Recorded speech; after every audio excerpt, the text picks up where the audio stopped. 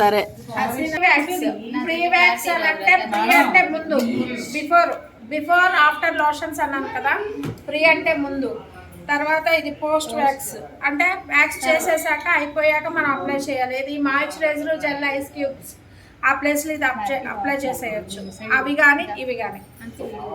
ఇదైతే ముందు, ఇది కానీ ఒకవేళ ఈ రెండు మనం కొనుక్కోలేదనుకోండి, పౌడర్ బిఫోర్ పౌడర్ రాసుకోవాలి. ఆఫ్టర్ చేసేసిన తర్వాత జెల్, మాయిశ్చరైజర్, ఐస్ క్యూబ్ ఆ మూడిట్లో ఏదో ఒకటి ఉపయోగించుకుంటాం. ఓకే, అందుకే ముందు ఇది చూపిస్తున్నాం.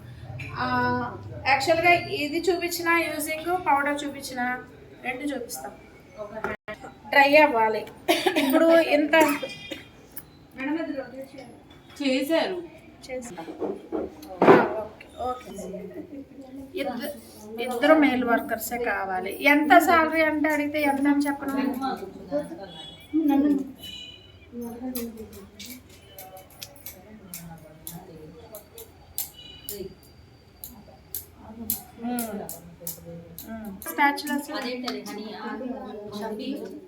చాక్లెట్ డబ్బా ఇలా ఉంటుంది. మనం తయారు చేసుకోవచ్చు. బట్ తయారు చేసుకోవడానికి చాలా చాలా టైం టేకింగ్. ఏమంటారు దాన్ని, చాలా గ్యాస్ ఖర్చు అవుద్ది యాక్చువల్గా తయారు చేసుకుంటే. వ్యాక్స్ తీసే విధానం కూడా ఒక టెక్నిక్కేనండి. ఇలా తీసి ఇలా అన్నాం అనుకోండి, సాగుతూ ఉంటుంది, అలా సాగుతూ ఉంటుంది. సో అంత ఈజీగా రాదు. మనం నూడిల్స్ చుట్టుకుంటాం చూసారా, స్పూన్కి తీసుకొని రోల్ చేసుకోవాలి. రోల్ చేసుకుంటే అది కదా కట్ అవుతుంది. ఓకే, వేసేసుకుంటే అదే హీట్ అయిపోద్ది. ఇంకోటి, ఇది స్టీల్ కదా, స్టీల్ స్పాచులస్ మ్యాక్సిమము ఏమంటారంటే స్టీలే ఉంటాయి. ఇక్కడ చెక్క ఉంటుంది. చెక్క ఎందుకంటే కాలకుండా చెయ్యి, ఇది కూడా ప్రొటెక్ట్ చేస్తారులే, కానీ ఇది స్టీలే ఉంటుంది. దీనికి పెట్టే విధానం కూడా తెలుసుకోవాలి ఖచ్చితంగా. స్పాచులా పెట్టే విధానం ఒంటి మీద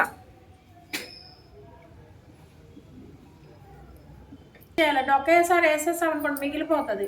మిగిలిపోయింది అనుకోండి మళ్ళీ వేరే వాళ్ళు చేయాలంటే ఇష్టపడరు. ఒకటి మళ్ళీ అది మిగిలిపోయింది డబ్బాలో వేస్తే పనికిరాదు, మిగతా బ్యాలెన్స్ క్రీమ్ పాడేది.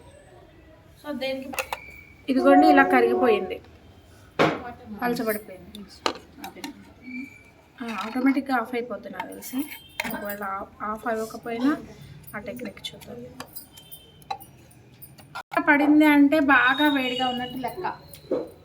ఓకే, స్లోగా అలా పడిందంటే చల్లన్నట్టు లెక్క. అదిగోండి.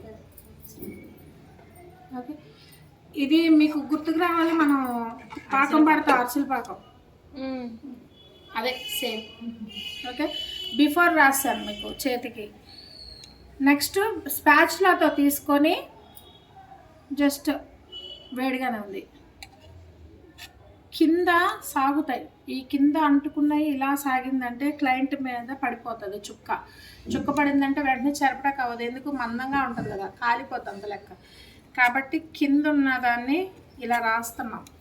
వేస్ట్ ఒకటి ఇలా అనేటప్పుడు మ్యాక్సిమం ఈ పైన ఉన్నది ఆరుతూ ఉంటుంది. ఓకే, అంటే ఇది కూడా వేడిగా ఉంటుంది కదా మేడం అంటే వేడిగానే ఉంటుంది, కానీ ఈ పైన ఉన్నది ఆరుతుంది. పాకం తొందరగానే ఆరుతుంది. అది ఆరబెడుతున్నాం, at the same time excess ఉన్నది తీసేసుకుంటున్నాం. పాట్కి రాసి వచ్చారు ఇలా ఆరబెడుతున్నాం. ఇంకోటి కొంతమంది ఏం చేస్తారంటే స్పాచులాకు ఉన్నది తీసుకొని, అది అలా అలవాటు మనం అనలేం, కానీ ఇలా అనేటప్పుడు ఏంటంటే క్లయింట్కి బాగా వేడిగా ఉందేమో ఒకలాంటి భయం వచ్చేస్తుంది. ఒకటి అలా అనేటప్పుడు బాగా చల్లారిపోతుంది, అయిపోద్ది కదా, ఫాస్ట్గా చల్లారిపోతే గట్టి పడిందంటే వెంట్రుకి చుట్టేసుకుంటుంది అది. సో త్వరగా మూవ్ అవ్వదు స్పాచులా. కాబట్టి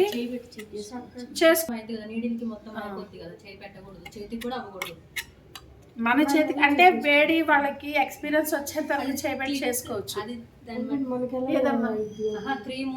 చేసుకోవాలి, చేసుకుంటే పైన ఆడుతుంది, కింద ఎక్సెస్ ఉన్నది పోతుంది. నెక్స్ట్ ఇంకా వేడిగా ఉందా లేదనేది ఇలా కొంచెం ఇలా వాల్చుకుంటే అదిగో పర్వాలా ఒక మాదిరిగా ఉంది. మరీ ఫాస్ట్గా రావట్లేదు, కిందకి మరీ ఫాస్ట్గా రావట్లేదంటే బాగా వేడిగా లేదు.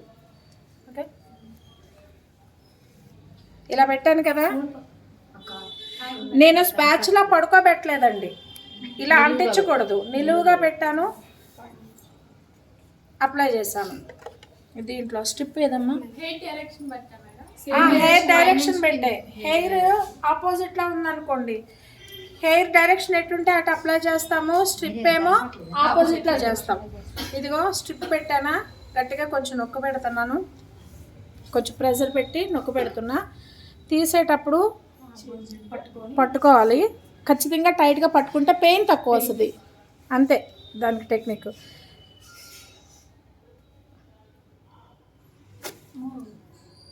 అంతే. ఇలా తీసిన వెంటనే హ్యాండ్ పెట్టి ఇలా నొక్కడం వల్ల అక్కడ పెయిన్ తగ్గుద్ది. ఒకటి, ఎవరికన్నా సెన్సిటివ్ ఉన్నా సరే బ్లడ్ వెజల్స్ అవన్నీ అంత ఫాస్ట్గా పనిచేయకుండా ఉంటాయి. ఏంటమ్మా, ఆ స్ట్రిప్ మనకి అంటుకునే గమ్మును బట్టి, ఒకవేళ వస్తుంది అనుకోండి హెయిర్ చెయ్యొచ్చు, ఒకవేళ రావట్లేదు అనుకోండి పక్కన పెట్టేది, ఒకసారిగా కొన్ని రావు, అది డిపెండ్, దాని మీద కూడా డిపెండ్ అయి ఉంటుంది, క్రీమ్స్ మీద కూడా. అది పూసిన